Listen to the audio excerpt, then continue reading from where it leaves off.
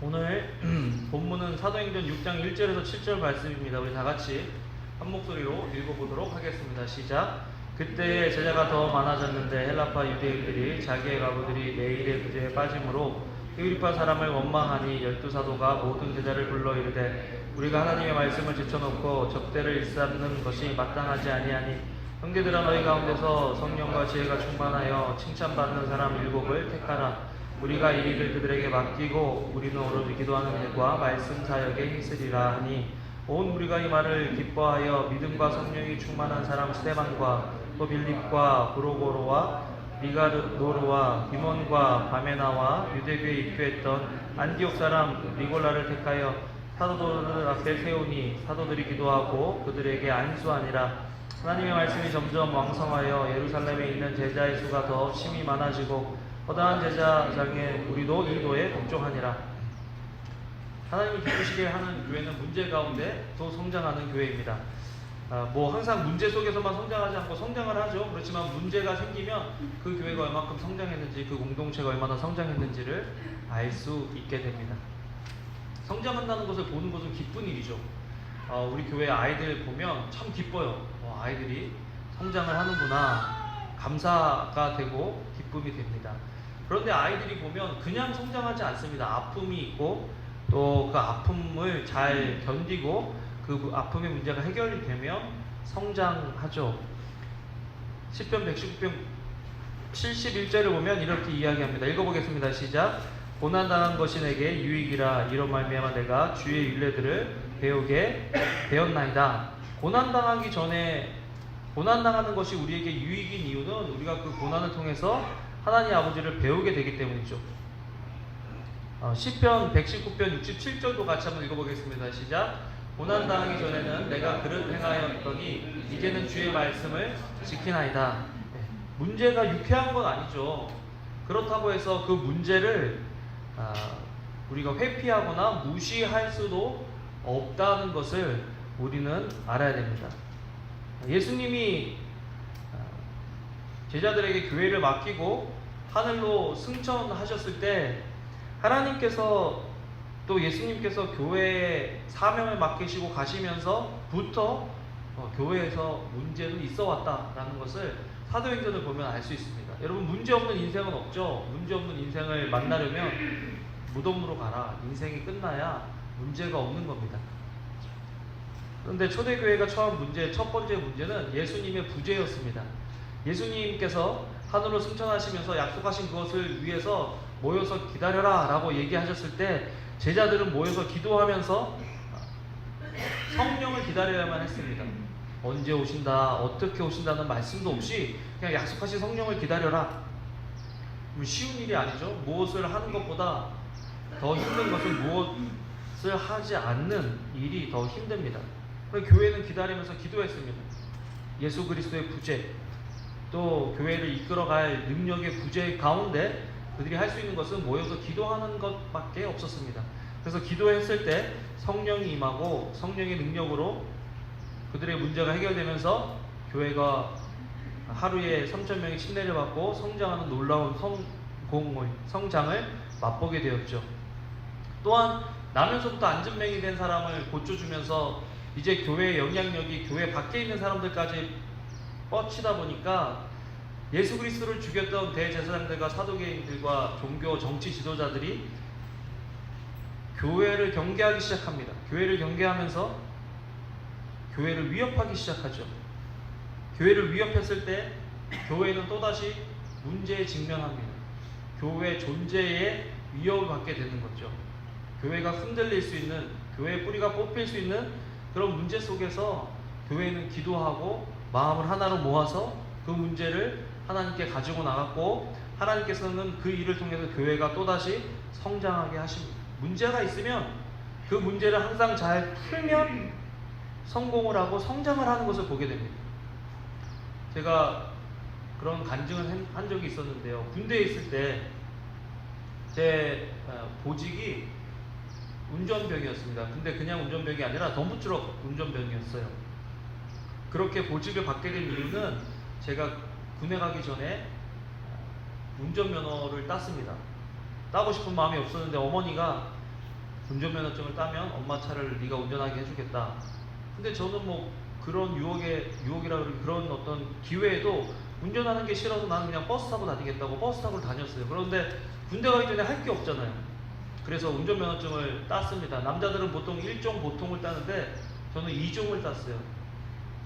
나는 자가용만 몰 사람인데 굳이 뭐 트럭 이런 거 할 필요가 있겠느냐. 그래서 2종 면허증을 땄는데 군대 갔더니 면허증이 있다는 이유로 덤프트럭 운전병을 시키는 거예요. 그래가지고 1개월 정말 가평이라는 곳에서 운전교육 겨우 차 스타트해서 앞차 보면서 간격 맞춰서 주행하는 그걸 배우고 이제 자대 일산에 있는 어떤 부대 공병대에 갔는데 가자마자 고참이 운전병이라고 그냥 시동 걸 줄 알지? 그래서 시동 걸 줄 안다고. 그때 저희 동기가 한 7명 있었는데 같이 7명이 다 시동 걸어서 차를 덤프트럭을 몰고 가는 거예요.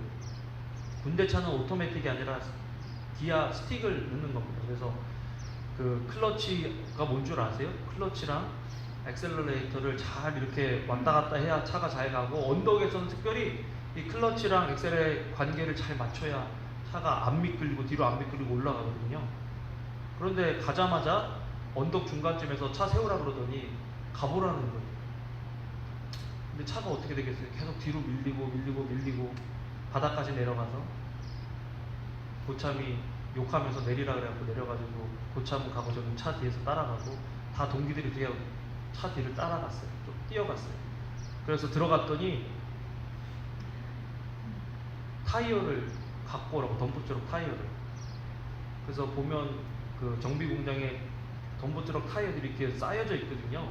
한 이까지 옵니다, 덤프트럭 타이어가. 그래서 그 타이어를 이렇게 낑낑거리면서 3명이 낑낑거리면서 이렇게 굴려오는데 갑자기 고참이 누가 굴리고 오래, 목에 매라고 그러는 거예요. 목에 매라고. 우리가 그거를 넥타이어라고 그래서 넥타이어. 목에 이렇게 매고 앉아있는데 일어나라 그러는 거예요.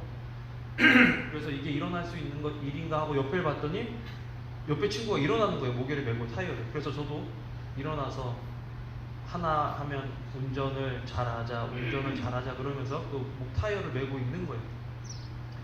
한 15일, 20일 그렇게 했더니 기도가 계속, 하나님 저 운전 못하는 거 아시는데 왜 이러십니까?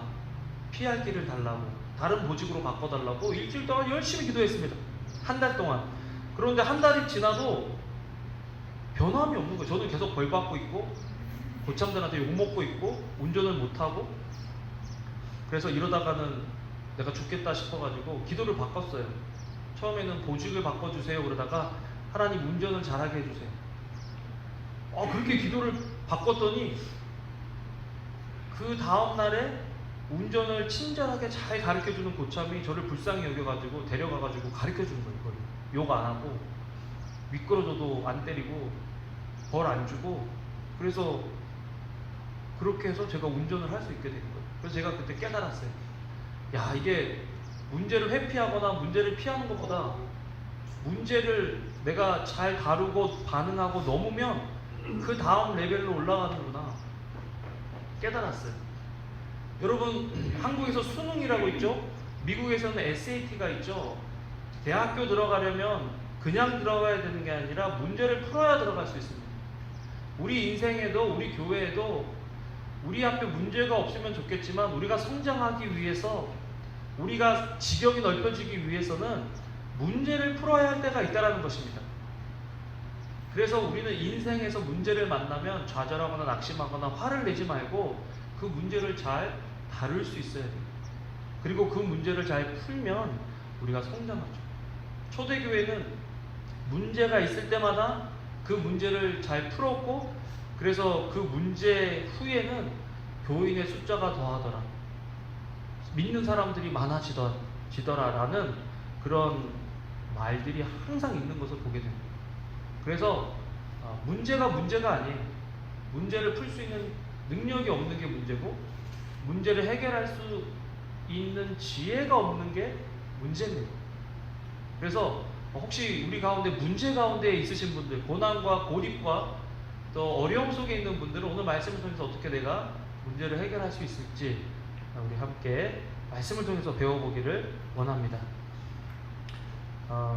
자, 외부적으로는 교회에 위협이 다가왔지만 내부적으로는 공동체를 깨려고 하는 문제들이 두 가지 문제가 발생합니다. 첫 번째는 우리가 지난번에 말씀을 통해서 배웠던 아나니아와 삽비라 문제죠. 아나니아와 삽비라를 통해서 시기하고 질투하는 일들이 공동체 안에 일어나면 교회가 무너질 수 있기 때문에, 건강한 공동체가 깨질 수 있기 때문에 하나님께서는 성령을 통해서 그 일들을 밝혀내시고 아나니아와 삽비라를 죽이셨어요. 그걸 통해서 경계를 하나님께서 보여주십니다. 그런데 이번에 그런 교묘한 문제가 아니라 드러나는 문제가 발생해요. 뭐냐면 공평과 또 소외의 문제, 파벌의 문제가 교회에 나타나게 된 겁니다. 자, 그렇다면 어떻게 교회는 그 문제를 통해서 성장할 수 있었는지 오늘 본문을 통해서 함께 보기를 원합니다. 문제를 대면해야 성장할 수 있다. 문제를 해결한다는 것은요, 문제의 근원을 푼다는 거예요. 문제를 해결하기 위해서는 문제가 뭔지를 정확히 알아야 돼요. 저는 시험 칠 때 제가 공부를 안 한 것도 있지만 아는 것도 틀리는 게 참 많았어요. 저는 답안지 매기면 시험 치고 나서는 거의 100점이다. 뭐 A, B 한두 개 틀렸을 것 같다 그러는데 이렇게 보면 굉장히 많이 틀려요. 이렇게. 그래서 왜 그런가 보면 문제를 제대로 안 읽어서 급한 마음에 빨리 풀려고, 참 그게 뭐라고, 저는 점수보다는 누가 문제를 빨리 풀고 나가느냐에 대한 관심이 되게 많았었어요. 그래서 1등으로 문제를 푸는 게 굉장히 저에게 1등이 되는 게 아니라 1등으로 문제를 하고 내는 게 저의 항상 그 자랑이었기 때문에 문제를 빨리 읽으니까 문제를 파악을 못하는 거예요. 그러니까 자꾸 문제가 틀리는 거예요. 여러분, 문제가 있을 때 문제를 정확하게 아는 게 필요합니다. 그런데 지금 초대교회에 처한 문제는 두 가지였어요. 하나는 공평의 문제고 하나는 파벌의 문제입니다.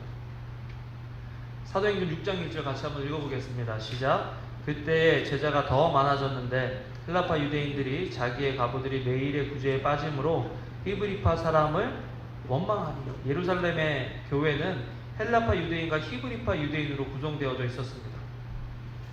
유월절을 지키기 위해서 전국 각지에서 예루살렘으로 몰려듭니다. 왜? 유월절은 반드시 하나님께서 내게 나와라 하고 명령을 하셨기 때문에 경건한 사람, 신앙이 있는 유대인들은 어디에 있든지 주님께로 나왔어요. 당시에 유월절에 예수님께서 돌아가셨잖아요. 그렇기 때문에 그 유월절을 지키기 위해서 전국에서 유대인들이 모여들었는데, 헬라파 유대인이다 하면 그 그리스 로마 시대에 그 지배권 하에 있고 언어권 하에 있던 사람들을 헬라 쪽이다라고 이야기를 합니다. 그렇기 때문에 헬라에서 유월절을 지키기 위해서 온 경건한 사람들이 많았어요. 여러분 생각해보세요. 지금도 이스라엘의 유월절이면 비행기 표값이 엄청 비싸고 표를 구하기가 어려울 정도로 이스라엘로 사람들이 많이 들어가는 거예요. 그러니까 그 일을 지키기 위해서 먼 길을 배를 타고 걸어서 예루살렘까지 간 거죠. 갔는데 자기 나라 말로 방언하는 사람들, 이게 무슨 일이냐, 예수 그리스도에 관한 일이다, 복음을 받고 예수님을 개인의 구주와 구세주로 영접하면서 그곳이 너무 좋아서 자기 나라로 돌아가지 않고 지금 그 지역에 머물러 사는 사람들이 많았어요. 그러니까 그 사람들을 위해서 집도 팔고 토지도 팔아서 그 사람들이 먹고 살 수 있도록 도와주는 구제의 일이 교회에서 활발하게 일어났던 겁니다. 그런데 어느 순간에 숫자가 많아지니까 헬라파 과부들이 구제에서 빠지는 일들이 자꾸 늘어나는 거예요. 공평해야 될 사역이 공평하지 않는 거죠. 그래서 뭐가 생겼어요? 원망이 생겼다. 이게 지금 팩트입니다.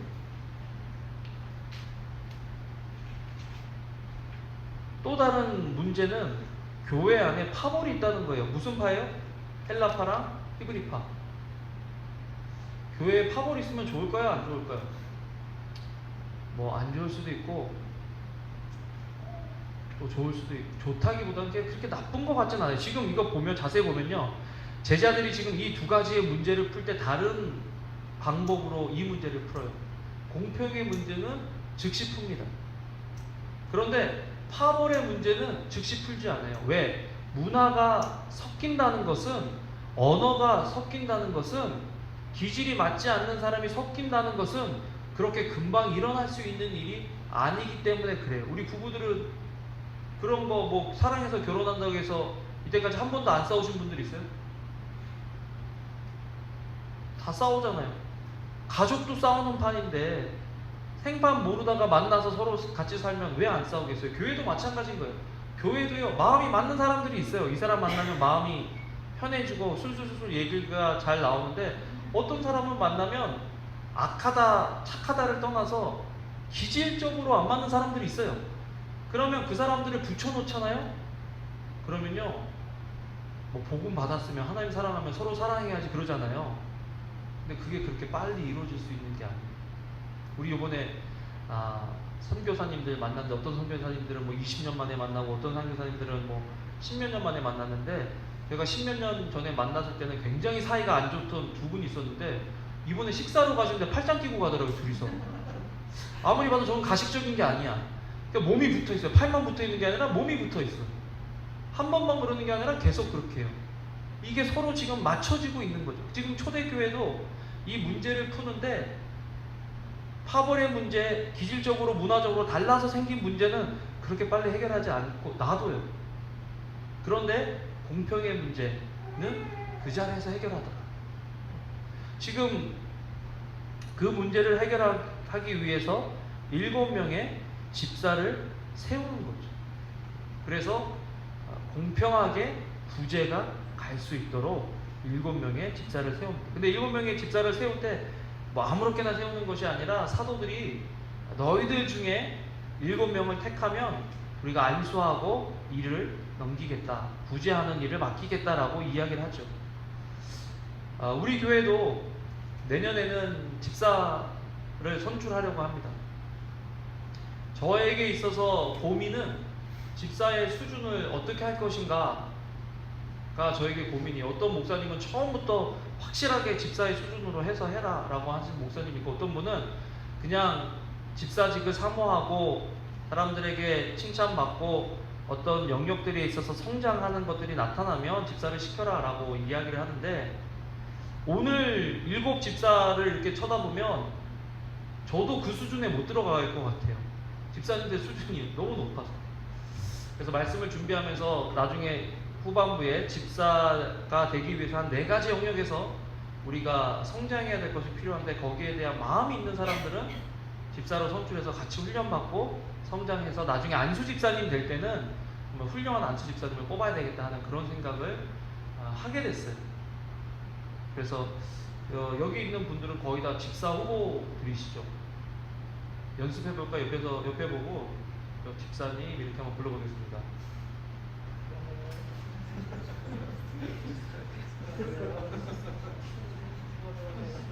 왜 웃는지는 너무 좋아서 웃는 건가? 부담이 돼서 웃는 건가 잘 모르겠지만, 하여튼 우리 내년에 집사가 지금 있어야 돼요. 집사가 있어야 됩니다. 두 번째로, 무엇이 문제의 근원임을 정확하게 알아야 된다는 거죠. 사실 오늘 본문에 나오는 초대교회의 문제는요, 보여지는 것은 어떻게 보면은 뭐 공평과 파벌의 문제지만, 보이지 않는 곳에 문제가 있는데 그것은 바로 성장의 문제였어요. 우선순위의 문제였어요. 그게 문제였기 때문에 일들이 일어난 거죠. 자칫 잘못하다 보면 우리가 문제의 근원을 보지 못하고 자꾸 다른 일에 집중할 때, 겉으로 드러난 표면적인 일만 해결하면 문제 해결이 안 돼요. 신혼 때 제가 얘기했죠. 집사람이 내가 나갔다 들어오면 잘못한 것도 없는데 막 화를 내고 신경질 내고, 그래서 처음에는 나도 억울해서 같이 대놓고 싸웠는데 나중에 알고 보니까 어떤 패턴이 있는 것 같더라는 거죠. 그래서 이게 이 사람이 배고프면 나한테 화를 내는구나. 그래서 여보 배고파? 그래서 물어보니까 가만히 있더니 배고프다고. 밥 먹자. 밥 먹고 싸우자. 그럼 밥 먹으면 다 풀리는 거예요. 그래서 제가 문제의 근원은 성격이 나쁘거나 아니면 그 상황에서 말이 문제의 근원이 아니라 그건 표면적으로 나타나게 된 거고, 문제의 근원은 뭐예요? 배고픈 게 문제의 근원인 거예요. 그래서 배고픔의 문제를 해결하니까 문제가 반복이 안 되는 거죠. 여러분 어떤 문제가 있는데 그 문제를 넘겼어요. 그런데 그 문제가 반복이 되잖아요. 그러면 그건 문제가 해결된 게 아니에요. 관계성 속에서 어떤 문제가 있어요. 그 문제를 대면하기 싫고 그 문제를 직시하기 싫어서 그 문제를 회피하잖아요.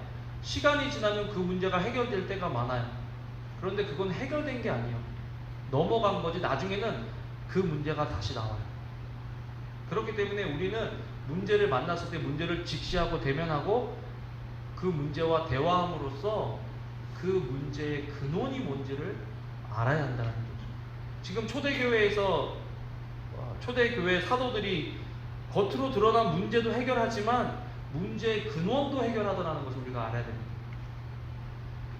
7 집사를 세운 이유는 구제를 공평하게 하기 위해서 세운 것일 수도 있지만 우선순위의 문제도 있었다는 거죠.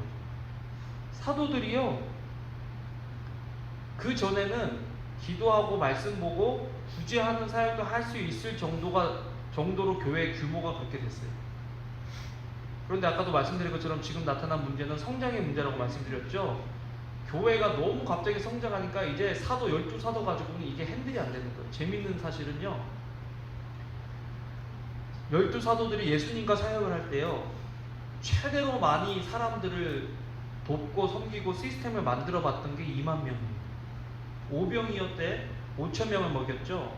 보통 5천 명이면 남자와 애들과 사람들을 다쳐서 한 2만 명으로 4배 정도로 잡기 때문에 2만 명 사람들을 앉혀서 먹여보고 다뤄보고 사역을 해본 거예요. 제자들이 12명이. 그런데 교회가요, 성령 강림하시고 복음 전하니까 3,000명 주님께 돌아왔죠. 침례받은 사람들.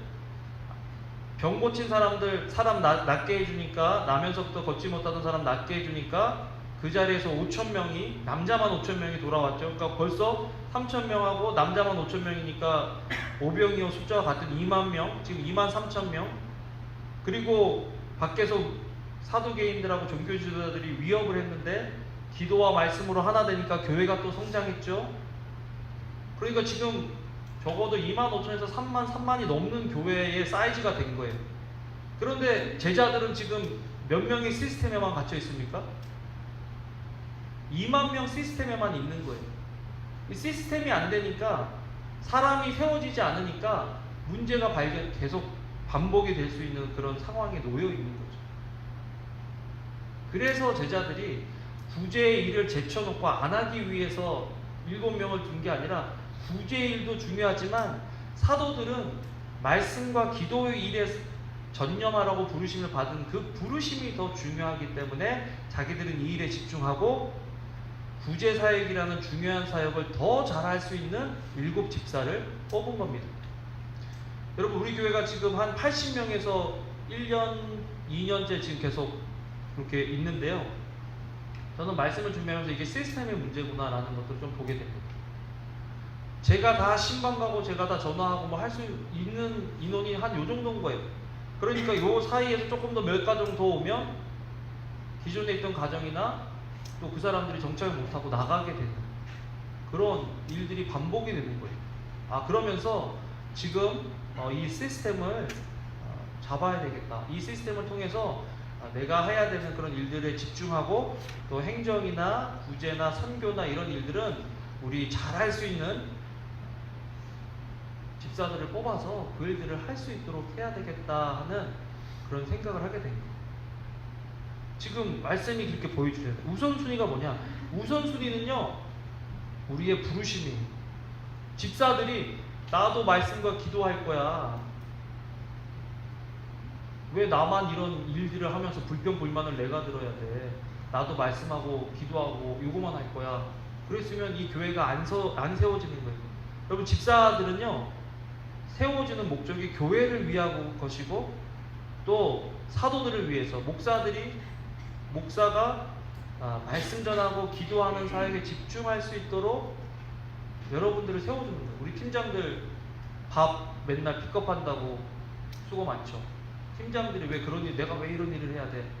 여러분들이기 때문에 그런 일을 하셔야 되는 거예요. 그런 일을 해주심으로써 우리가 오늘 제가 설교하면서도 오늘 밥이 왔나 안 왔나 걱정하면서 설교하면 설교가 되겠어요? 안 되겠어요? 안 되는 거예요. 우리는 사람들을 돌보고 설교하고 기도하는 일에 집중하기 위해서 지금 팀장들이 그 일들을 나눠주니까 제가 지금 집중해서 사역을 할 수가 있는 거잖아요. 팀장들이 되게 고마운 거예요. 여러분 팀장들만 일하지 않고 여러분들이 같이 일해야 돼요. 팀장들에게 밥빚값 내가 할까? 아니면 뭐 해야 될 거 내가 도와줄까? 팀장들한테 좀 물어보세요. 그래야 교회가 건강하게 세워질 수 있고 문제들 속에서도 성장해 갈 수 있는 거죠. 자, 두 번째는 문제를 해결할 리더를 키워야 됩니다. 문제가 좋은 것은 그 문제를 통해서 리더가 드러나게 된다는 거죠. 초대교회가 문제 직면했을 때 그들은 리더를 뽑았습니다. 말씀과 말씀 중심의 교제, 기도와 사역을 통해서 리더로 검증된 제자들이 많았어요.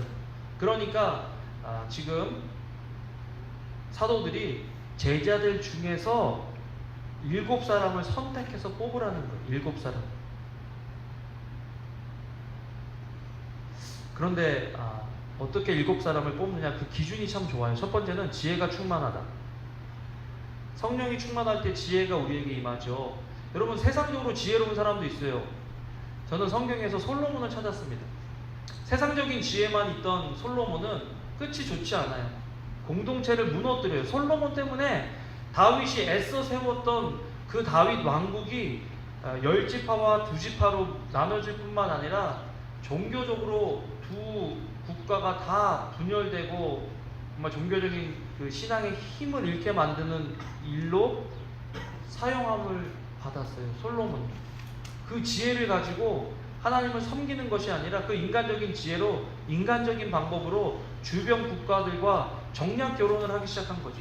당시의 결혼은 국가와 국가 간에 하는 결혼은 너도 나도 사돈이 돼서 서로 전쟁하지 않는 거죠. 얼마나 지혜로워요? 그러니까 솔로몬이 막 엄청 주변의 국가들과 정략 결혼을 하는 거예요. 그것이 결국은 솔로몬도 그렇고 이스라엘도 그렇고 종교적으로 타락에 빠지도록 하는 계기가 된 거죠. 그러니까 성령 충만해서 지혜로운 것과 그냥 지혜로운 것은 달라야 돼요. 우리가 교회 리더들을 뽑을 때 세상적으로 유능하고 세상적으로 지식과 학식이 있는 사람을 뽑아야 되는 것이 아니라 성령 충만한 사람, 좀 부족하더라도 성령 충만한 사람을 뽑아야 되는 거죠.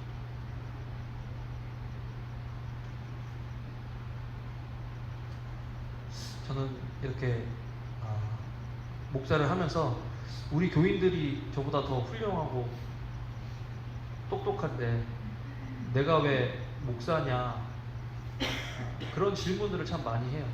그러면서 내가 여러분들을 하나의 말씀으로 잘 인도하기 위해서는 성령 충만해야 되겠다라는 그런 생각을 참 많이 해요. 여러분 저를 위해서 기도해 줄 때 성령 충만한 목사 되게 해주세요 라고 기도해 주시면 좋겠어요. 저를 위해서 기도해 주셔야 돼요.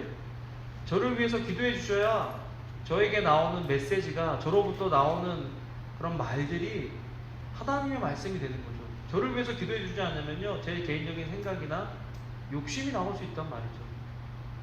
그래서 교회 리더는 지혜가 충만한 사람, 근데 그냥 지혜가 아니라 성령 충만으로부터 오는 지혜. 사도행전 6장 3절 읽겠습니다. 시작. 형제들아 너희 가운데서 성령과 지혜가 충만하여 칭찬받는 사람 7을 택하라. 우리가 이 일을 그들에게 맡기고. 이사야 11장 2절도 읽어보겠습니다. 시작. 그의 위에 여호와의 영 곧 지혜와 총명의 영이요 모략과 재능의 영이요 지식과 여호와를 경외하는 영이 강림하시니라. 지혜가 없어도 돼요. 왜? 진짜 지혜는 하늘로부터 임하기 때문에. 여러분 요즘 문제 가운데 있으신 분들이 있어요? 그러면 기도해야 돼요. 기도할 때 지혜가 임해요. 문제가 있고 힘들고 어렵고 고난과 환난 속에 있는데 기도하지 않으면 우리가 어떻게 그 문제를 해결할 수 있습니까? 기도해야죠. 기도할 때 하나님께서 지혜를 주신다고 말씀하시는 거죠. 우리 다같이 욥기 12장 13절 읽어보겠습니다. 시작. 지혜와 권능이 하나님께 있고 계략과 명철도 그에게 속했다. 하나님이 지혜의 근본이시기 때문에 그 하나님께 접촉되고 그 하나님의 말씀대로 살아가면 그것이 우리에게 지혜로운 삶을 살아갈 수 있게 해주신다는 거예요.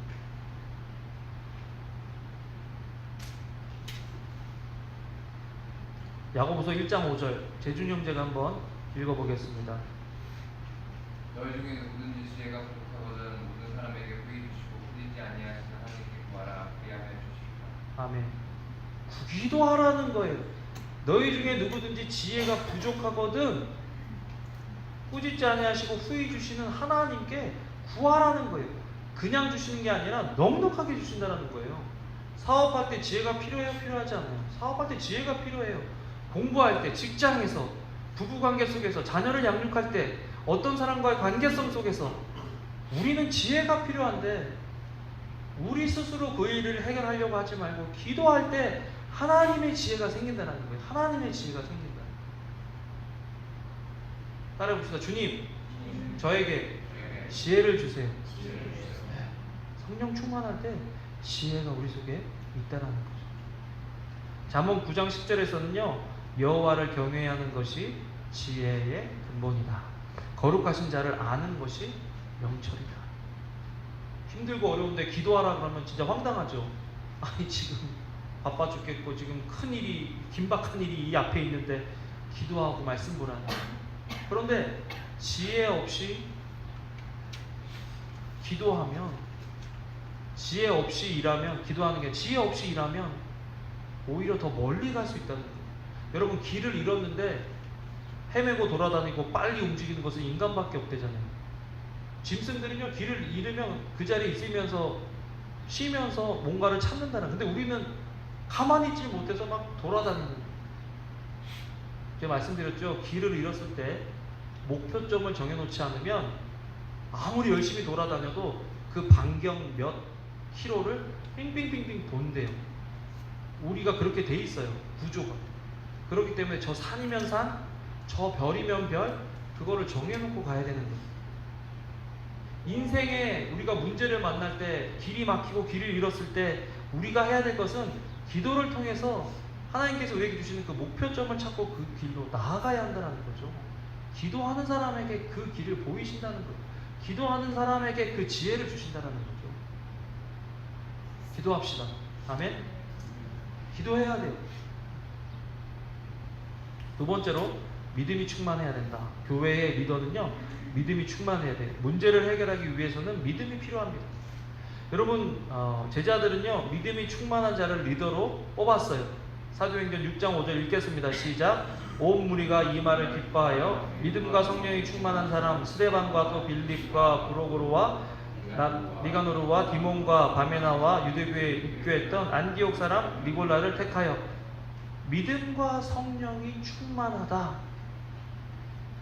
여러분, 교회의 집사가 된다는 것은요, 인간적인 어떤 단체의 어떤 직분을 맡는 것이 아니라 하나님 나라와 하나님 몸된 교회의 직분자고 종이기 때문에 하나님은요, 항상 우리에게, 우리 교회에게 우리가 할 수 있는 크기의 일만 시키는 것이 아니라 하나님 크기의 일을 시키실 때가 있다는 거죠.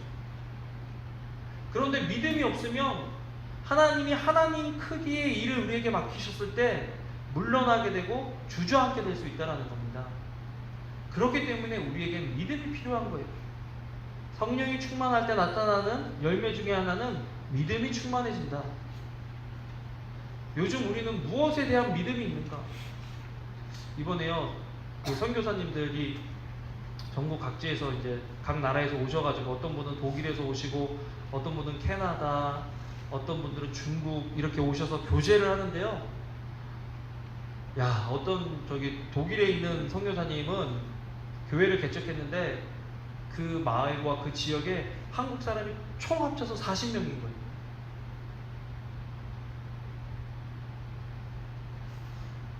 한국 사람이 4,000명인데 가서 개척하는 게 맞습니까? 한국 사람이 40명인데 가서 개척하는 게 맞습니까? 뭐가 맞아요? 야, 우리 교인들은 똑똑하네. 둘 다 답이 아니니까 다 가만히 있잖아요. 역시 기도 많이 하는 우리 교인들. 사실은요, 하나님이 있으라는 곳에 있는 게 맞는 거예요. 그 선교사님은 40명이 있는 거기에 부르셔서 그 자리를 지키는 거예요. 사람을요 좀 키워서 사람이 이제 좀 좋아져서 관계가 형성되고 성경 공부 좀 하면요 이제 리더가 되겠다 싶었는데 올해 말에 한국 들어간대요. 또 새로운 사람이요. 그 사람하고 관계를 잘했는데 그 좁으니까 싸우면요 성경 공부 모임에 뭐 8명, 9명, 10명 나왔다가 3명, 4명 나오고 그러고 싸워서 파가 갈라져가지고. 아니 그런 데서 사역을 해야 돼요? 해야죠. 하나님이 부르셨습니다. 여러분 믿음이라는 거는요 우리에게 달려있는 것이 아니라 하나님께 달려있는 겁니다. 믿음이라는 거는요 우리의 감정이 아니라 하나님의 부르심에 관련되어 있는 거예요. 우리 교회를 세우셨을 때 하나님이 우리에게 주신 가치와 부르심이 뭡니까? 회복. 우리는 회복을 위해서 부르셨기 때문에 이 회복을 위해서는 우리 크기의 일을 사역을 하는 것이 아니라 하나님 크기의 사역을 해야 되는 거죠. 이번에 이제 재정 보고 하면 알겠지만 올해는 선교비로 우리가 재정으로 세웠던 것보다 훨씬 더 많이 사용했던 것 같아요. 규모 없이 사역한 것 같기도 하지만 저는 그런 생각을 해요. 그런 믿음이 있어요. 하나님 크기의 사역을 하나님께서 맡기시고 우리가 믿음이 성장할수록 더 큰 것들을 맡겨주십니다. 지금은 고아원에서 고아원 애들 8명 이제 졸업해서 나가는 10명, 11명 위해서 기도하지만 언젠가는 그 고아원 아이들을 다 위해서 기도해주고 그 고아원을 다 우리가 도와주고 나중에 이런 고아원들이 한국에 뿐만 아니라 베트남이나 다른 나라에 있는 고아원들도 우리가 도와줄 수 있는 그런 크기로 우리가 사역의 크기로 성장하고 지금은 몽골하고 어디죠? 호피만 단기 선교를 가지만 이제는 어느 순간부터는 아프리카로 유럽으로 동아시아, 중국으로 우리가 갈 수 있게 되는 그날이 올 수 있게 되는 거예요. 그렇게 하려면 우리에게 뭐가 필요해요? 우리에게 믿음이 필요하다. 하나님께서 세우시는 지도자는요 자기 능력이 있는 거 아무 소용없습니다. 왜? 하나님께서 맡기신 일에는 인간이 가진 그 어떤 능력도 충분하지 않기 때문이에요. 그런데 믿음이 있으면 그 일을 감당할 수 있게 된다는 거죠. 아멘. 우리 교회가 그런 믿음이 있는 교회, 믿음이 있는 인물들을 키우는 교회로 성장하길 주님의 이름으로 축원합니다. 세 번째로 하나님께서 원하시는 리더는요 은혜가 충만한 리더예요. 은혜가 충만하다. 여러분 일꾼이요 제일 꼴 보기 싫은 게 어떤 일꾼인지 아세요? 은혜가 없는 리더. 자기만 일하는 것 같고 자기만 조금 더 하면 막 그냥 참을 수 없어가지고 남도 막 너는 왜 안 해? 너도 해야지. 왜 나만 해? 근데 교회 일을 하다 보면요 그럴 때가 많아요. 요한 형제는 우리 개척해서부터 지금까지 계속 리더였다고? 나 몰랐는데 그죠? 억울해요? 안 억울하대. 그때 나한테 억울한 것처럼 얘기했는데 오늘은 우리 또 하나님 은혜를 주셔서 마음이 바뀌었네. 나 몰랐어요 요한 형제 그렇게 한지. 그냥 항상 옆에 있어서 그렇게 했는데 그렇게 하는지 몰랐어요. 이번에 팀장 되신 분들은 이제 이번 올해 하고 또 쉬어야지 하는 분들도 있을 건데 모르죠. 또 그 다음 내년에도 해야 될지. 그지 미나자매?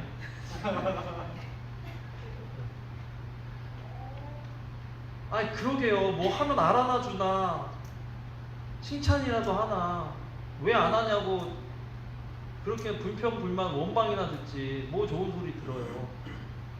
믿음이 없으면 은혜가 없으면요 이거를 계속해서 해나갈 수 있는 힘이 안 생기는 거예요. 그래서 우리에게는 은혜가 필요한 거예요. 은혜가 뭐예요? 오늘 우리가 외웠던 말씀 그러나 내가 나된 것은 하나님의 은혜라. 그의 은혜가 내게 헛되지 않은 것은 내가 다른 사도들보다 더 수고하였으나 내가 한 것이 아니요 나와 함께하는 하나님의 은혜로라. 여러분 은혜를 깨달아.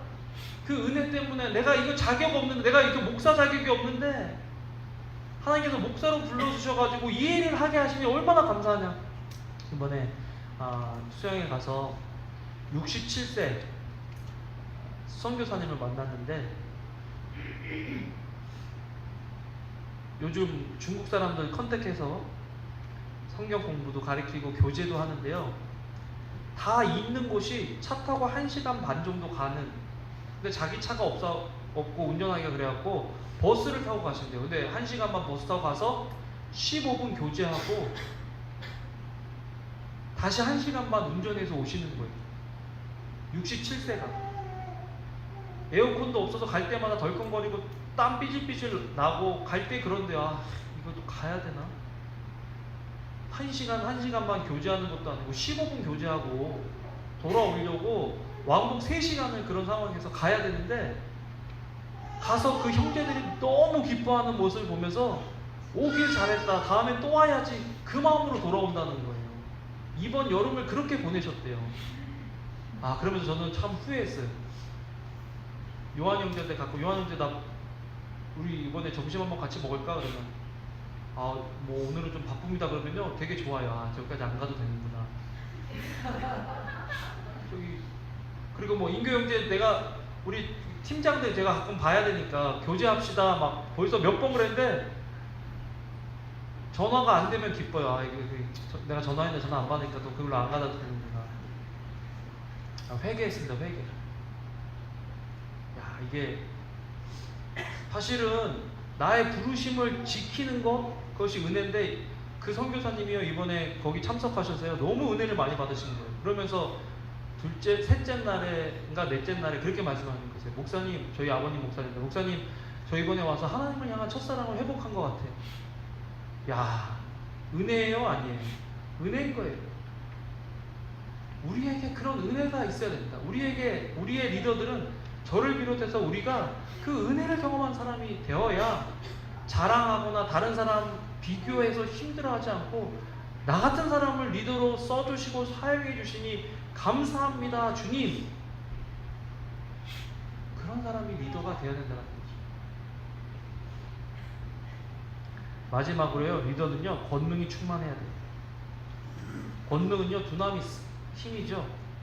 성령이 충만할 때 우리는 이런 힘들이 나타나요. 우리 교회는 이런 힘들이 우리 속에 모여져야 돼요. 그래야 하나님의 능력으로 일하는 교회가 될 수 있어요. 그냥 좋은 사람들만 모여가지고 사람들이 할 수 있는 일에 최대치를 하는 게 교회가 아니고요, 교회는 하나님의 능력을 받아 하나님의 일을 해야 되는 거예요. 그러니까 하나님께서 사도들에게, 초대교회 교회인들에게 가자마자 바로 전도해, 가자마자 바로 교제해, 가자마자 바로 성경 공부 가르쳐라고 얘기하시지 않으시고, 오직 성령이 너에게 임하시고 너희가 권능을 받고 예루살렘과 온 유대와 사마리아와 땅끝까지 이르러 내 증인이 되리라. 성령 없이, 성령 충만함 없이 우리 힘으로 하려면 우리 번업될 수밖에 없는 거예요. 그런데 성령 충만하고 성령이 우리에게 임하면 우리의 능력으로 일하는 것이 아니라 하나님 아버지의 능력으로 일할 수 있게 된다는 거죠. 우리에게 그런 리더들이 생겨나기를 주님의 이름으로 축원합니다. 아멘. 고린도전서 12장 7절에서 11절 한번 읽어볼까요? 시작. 각 사람에게 성령을 나타내심은 유익하게 하려 하심이라. 어떤 사람에게는 성령으로 말미암아 지혜의 말씀을, 어떤 사람에게는 같은 성령을 따라 지식의 말씀을, 다른 사람에게는 같은 성령으로 믿음을, 어떤 사람에게는 한 성령으로 병 고치는 은사를, 어떤 사람에게는 능력 행함을, 어떤 사람에게는 예언함을, 어떤 사람에게는 영들 분별함을, 다른 사람에게는 각종 방언 말함을, 어떤 사람에게는 방언을 통역함을 주시나니, 이 모든 일을 같은 한 성령이 행하사 그의 뜻대로 각 사람에게 나누어 주시는 것이니라. 성령을 나누어 주신대요. 각 사람에게. 똑같은 성령을 나눠주시는 것이 아니라요, 다른 성령. 우리는 그 성령을 소유한 사람들이에요. 그 능력을 확인하고 키우기 위해서는 문제가 있어야 되고 사역할 수 있는 기회가 있어야 한다는 것입니다. 그때 우리의 능력이 드러나는 거죠. 말씀을 맺겠습니다. 제자 잡는 교회가 하나님을 기쁘시게 해요.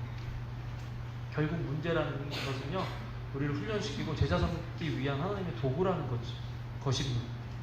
그래서 여러분 지금 문제가 있으신 분 있어요? 두려움, 좌절, 낙심, 분노, 또 외로움, 고립, 고난, 그런 속에서도 하나님을 찾고 하나님을 구하는 저와 여러분들 되시길 주님의 이름으로 축원합니다.